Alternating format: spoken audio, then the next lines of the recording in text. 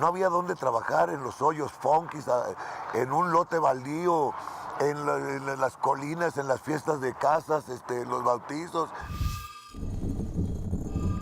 El rock vive mucho por ciclos. Hay momentos en los que viene una generación, aporta cosas muy importantes, pero luego se desgasta. Hay muchos espacios donde escuchar música y donde ir a presentar uno su propia propuesta, pero la cosa es estar abierto a encontrar esos lugares. Digamos que se descubrió que el rock ya era negocio, que podía ser un negocio, lo cual nunca se vio así. Siempre se vio como algo clandestino, como algo despreciable.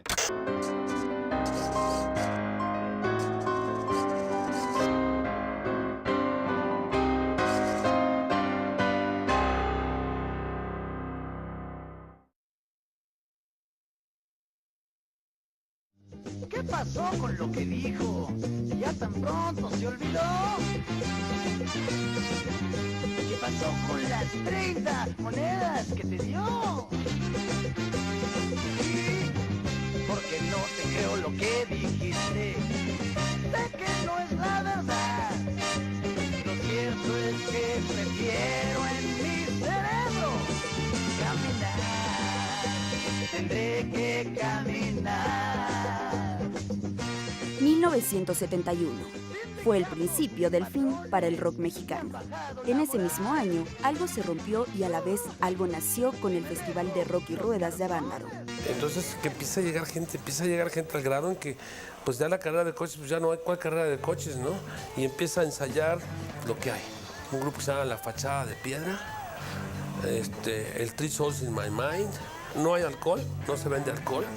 Se pasa todo tipo de material, pues sí, el material que se consumía entonces, porque éramos bastante fresas comparado con lo que pasa ahora en las calles de México y en los diferentes antros. Entonces me llevan en mis limusinas hacia allá, estamos oyendo la transmisión, está lloviendo, pero como nunca ha llovido en México, yo creo. Acuérdate que es Valle de Bravo y está bravo ahí. Y dice este cuate, sale con su mentada a todo lo que da, pero a todo lo que da, sí, sí. Y en ese momento se oyó en el clic, así se oyó, clic. Y se quedó silencio la radio. Y después ya entró una música como de la que tocan en la hora nacional y bueno, ya, y se acabó. Bueno, yo es lo que más o menos he estado investigando y encontré documentos muy interesantes en el Archivo General de la Nación, porque fui a investigar los archivos de la Dirección Federal de Seguridad, porque cuando yo empecé a investigar 30 y tantos años después del festival, para tratar de entender qué es lo que había pasado, por qué esta censura tan vehemente por parte del sector oficial, pues consultando obviamente en esos archivos, esos expedientes, me encuentro que obviamente había agentes de la Dirección Federal de Seguridad presentes en Avándaro que estaban monitoreando todo esto, ¿no? Entonces, yo creo que en mi hipótesis que yo tengo es que el primer momento donde se asustan es cuando Peace and Love está cantando la canción We Got the Power.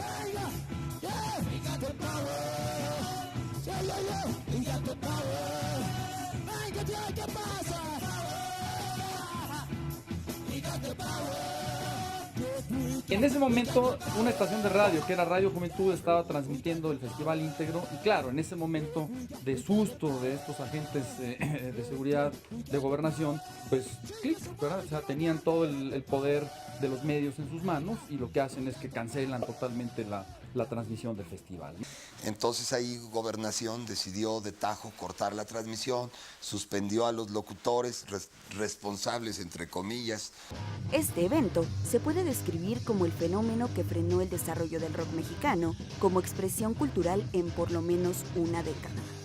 Pues del día anterior que yo tenía mis limusinas con 2 camiones de equipo y ponían rosas, tres floreros de rosas en mi camerino todas las noches que yo tocaba y no tenía comidas.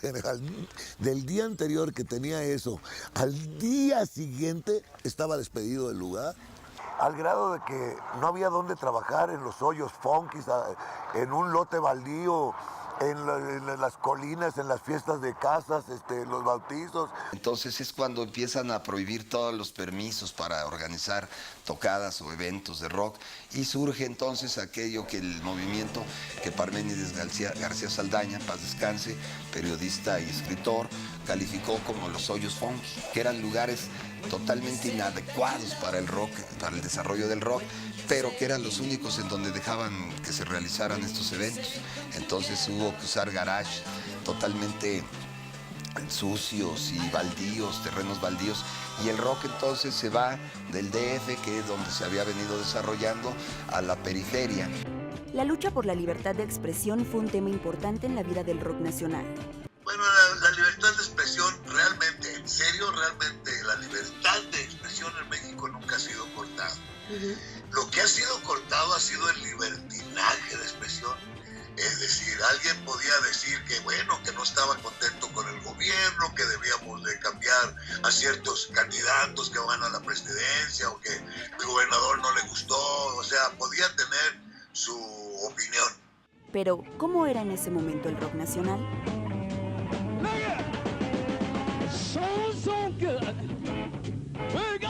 En el momento en que se dio, el rock no pasaba por un gran momento en México, ¿no? Porque veníamos de toda la cuestión de Avándaro y de que se había mandado al rock a la clandestinidad casi de los hoyos funkis y todo eso, ¿no? Avándaro sí puede haber sido el fin de muchos, pero ahora es la gloria de otros. Entonces dicen, no, se acabó con mi carrera. No, la carrera del músico rockero rupestre de los 70s no tenía ningún destino en ese momento. Entonces, en ese sentido, digamos que revitalizó la escena en México, porque entonces empezaron a surgir grupos nacionales que empezaron a ser escuchados. Lo que pasa es que antes teníamos una influencia bien suave de rock and roll, que teníamos la influencia de rock and roll de veras, Little Richard, Fats Domino, y luego de blues teníamos a B.B. King, a T-Bone Walker. Pero ahora la influenciación de grupos de veras maraqueros, chachacheros, los fabulosos Cadillacs y los héroes del silencio, y grupos así que no aportan nada. Porque andan diciendo que mejores y peores, porque andan diciendo que se deben hacer, porque andan diciendo que mejores y peores, porque andan diciendo que se deben hacer. Escucharon que te canto, pero no confundí, es de paz lo que canto. Que me habla de privilegios de una raza soberana, superiores, inferiores, nunca de poder. Como se te ocurre que algunos son elegidos y los son para dejarte ambiciones de poder. Es malo tu destino, marcó tu camino, canción es valiente.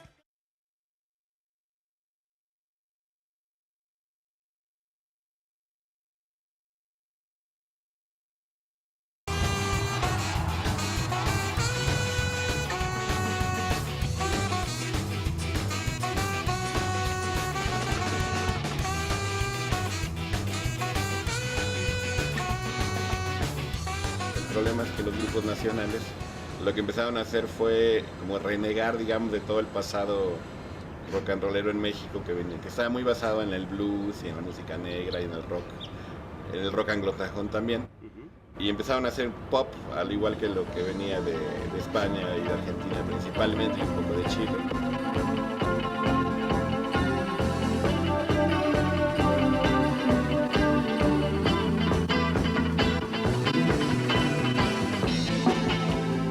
Entonces yo siento que ahí se perdió mucho de la esencia del rock, porque ya grupos como Caifanes, como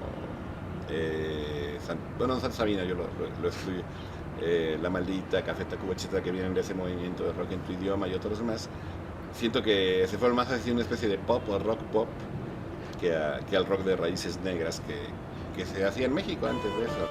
¿Qué tanto ha cambiado el panorama hasta nuestros días? De los hoyos funky pasamos al resurgimiento. No solo de bandas, sino de espacios que los han catapultado a las grandes ligas, abriendo paso a nuevos circuitos de comercialización. Recuerdo muchísimos de esos lugares, sobre todo los que se hacían en los gimnasios. Me acuerdo el gimnasio de Altavista, subiendo para el desierto de los Leones. Recuerdo también mucho el del cine Maya. Pues se llamaba el cine Maya, pero ya le habían tumbado, entonces nada más quedaban las 4 paredes. Y ahí metíamos 12,000, 15,000 gentes. Oh, so seek you. Oh, so seek you. Digamos que se descubrió que el rock ya era negocio, que que podía ser un negocio, lo cual nunca se vio así. Siempre se vio como algo clandestino, como algo despreciable, digno de estar escondido. Entonces de repente se descubrió que el rock podía ser algo rentable y comercializable, entonces de ahí viene lo del sello de rock en tu idioma,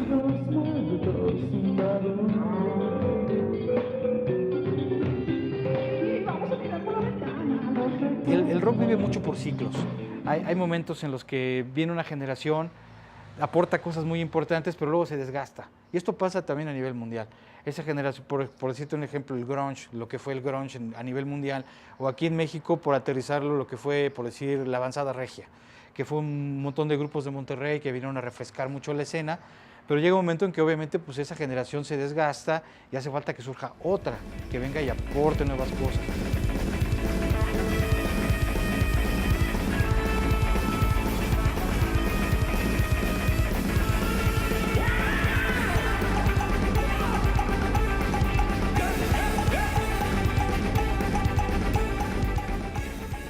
Finalmente los músicos que hacen el rock en México son mexicanos, ¿no? Y parten de una realidad diferente, por más que hablemos el mismo idioma, son diferentes realidades, circunstancias en Argentina, o en España, o en Chile, o en Perú, que en México.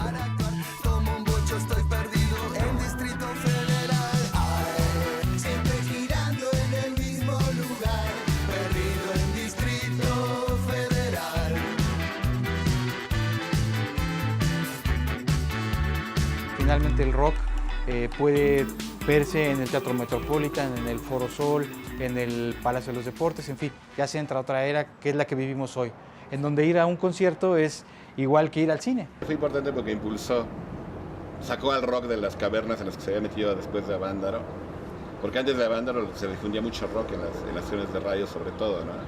Que era en inglés, en aquel momento cantaba en inglés grupos mexicanos, que también es un absurdo. Si buscáramos como un heredero de lo que fue un poco lo que fue Rocotitlán, Rockstock y todos esos antros que fueron muy importantes en los 80s y los 90s, yo creo que sin lugar a dudas hoy en día sería el Imperial uno de ellos. Y te lo voy a decir, ya no soy más para ti, ya no soy más para ti. Si no paras, no lo voy a soportar. Estamos justo aquí afuera del Imperial, que es uno de los lugares más importantes que hay como club de rock actualmente o de los años recientes, y llama la atención cómo el rock o estos foros importantes cambiaron su ubicación por el devenir natural de las cosas del sur de la ciudad, donde llegó a estar Hip 70, donde llegó a estar Rocola, Rocotitlán, el Look, hacia acá esta zona de la colonia Roma Condesa, en donde desde hace unos 8 o 10 años se han establecido varios de los clubes más importantes y todo un movimiento cultural muy interesante.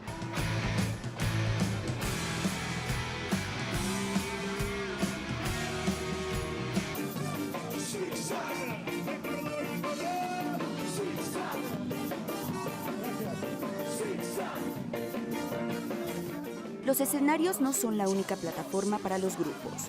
Las bandas necesitan de medios como las redes sociales, las disqueras independientes, entre otras herramientas que les ayuden a consolidar sus propuestas y seguir su curso. Estos son fenómenos que realmente a mí me parece increíble que alguien los pase de largo, ¿no? Y que no los vea hasta, como tú decías hace un rato, como un simple negocio.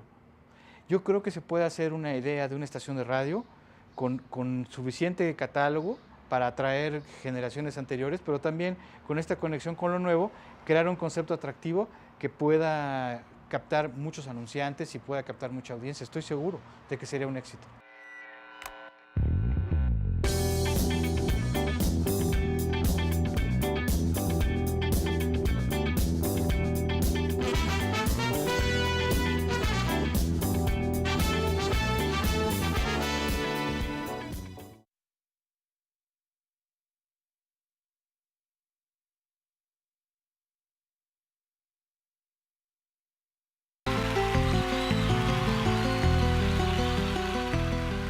En los circuitos del rock, como en cualquier otra profesión, se tiene que comenzar desde abajo, donde la fama, el éxito y el glamour de grandes estrellas es aún un sueño que se tiene que trabajar.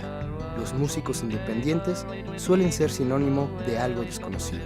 En realidad la finalidad de la banda era tocar, pasarla bien y estar en las fiestas y pues, rockear, ¿no? Y pues tirar buena vibra, ¿no? Lo difícil de tener una banda independiente normalmente pues es la gestión económica, pues, o sea que no generamos de repente los suficientes recursos para producir, por ejemplo, discos o videoclips o cosas que son caras y que necesitamos o comprar instrumentos, ¿no? O sea, el grupo requiere dinero y muchas veces pues el gran apoyo que te da una disquera pues es inyectarle dinero al proyecto, ¿no?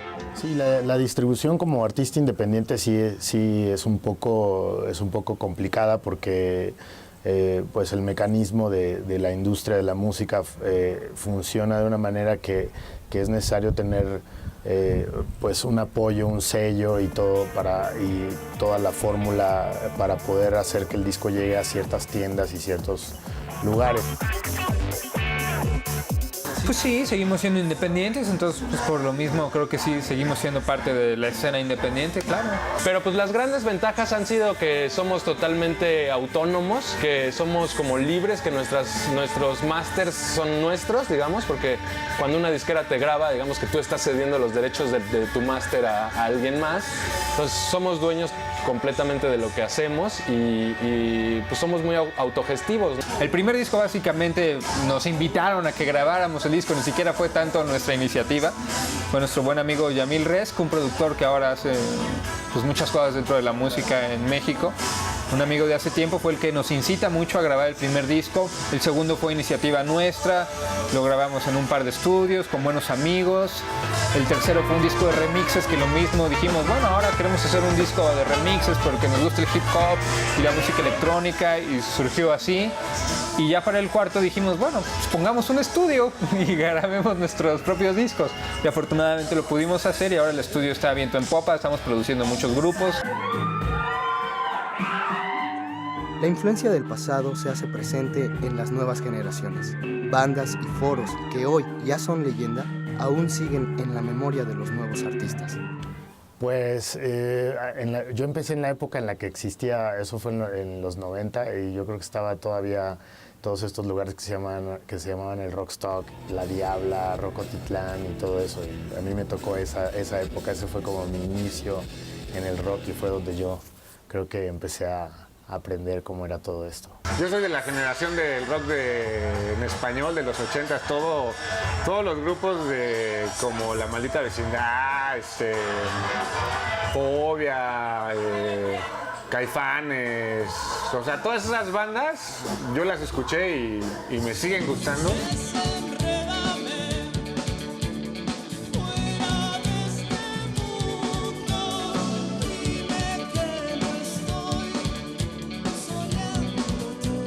En México, los rockeros han sufrido de censura en sus canciones, y quizá por esto sea tan importante estar en la búsqueda constante de nuevos lugares que sirvan como escenario.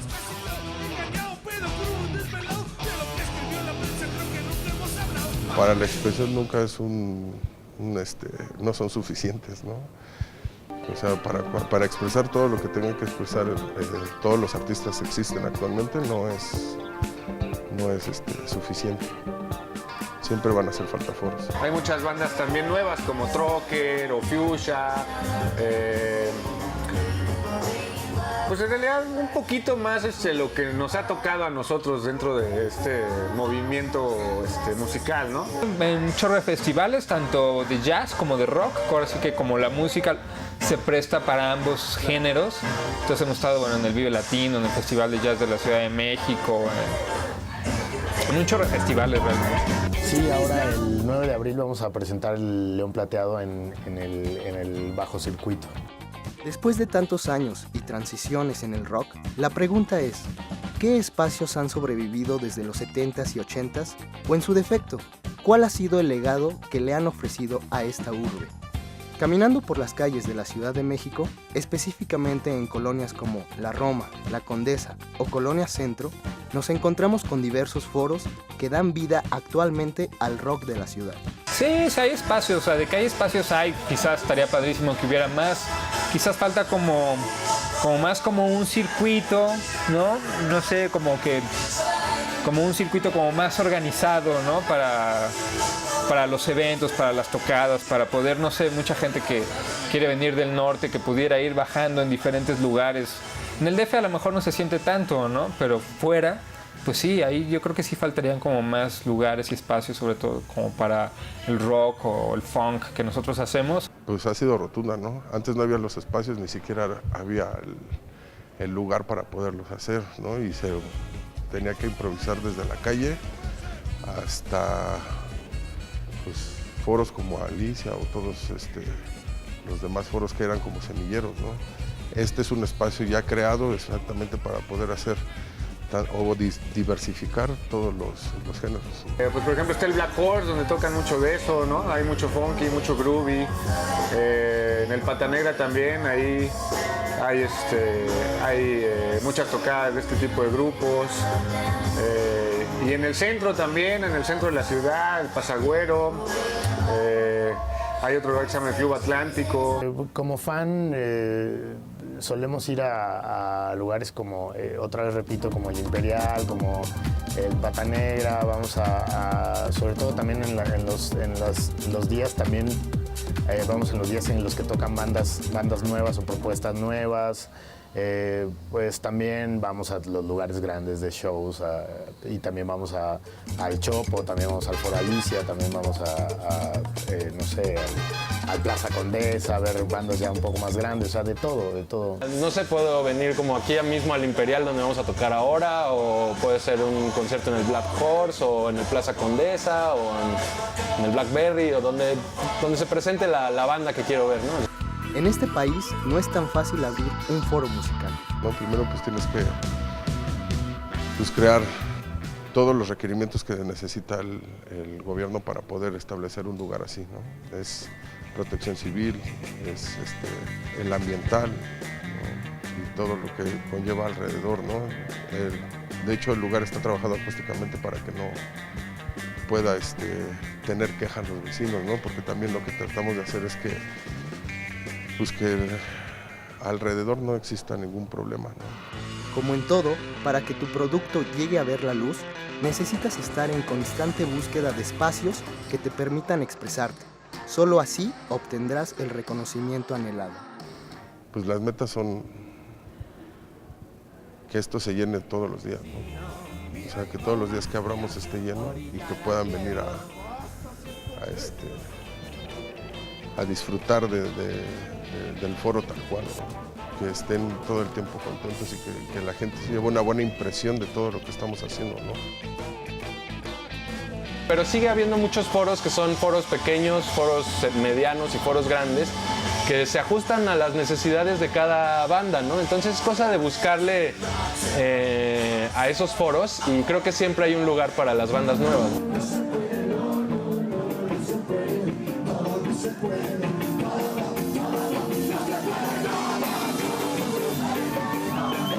El DF es una ciudad muy grande y que realmente a lo mejor no lo que uno espera, pero comparado con otras ciudades, el DF tiene mucha diversidad y hay mucho de dónde cortar. La cosa es que hay que abrirse, hay que tener esa visión, hay que buscarlo, hay que buscar los espacios. Hay muchos espacios donde escuchar música y donde ir a presentar uno su propia propuesta, pero la cosa es estar abierto a encontrar esos lugares. La evolución que ha tenido el rock en nuestro país y los circuitos donde este se presenta ha sido inevitable. Aquellos grupos de Avándaro y los hoyos funky donde crecieron, hoy ya son leyenda y forman parte de una cultura nacional. Sin embargo, la historia del rock en México continúa y depende de nosotros conservarla para futuras generaciones. Que luego recogemos el piso del escenario, nos ponemos para las fotos y después nos gritan justo. Nos robaron las playeras, las firmamos donde sea. El transporte que mandaron tiene 2 llantas ponchadas, la corriente del lugar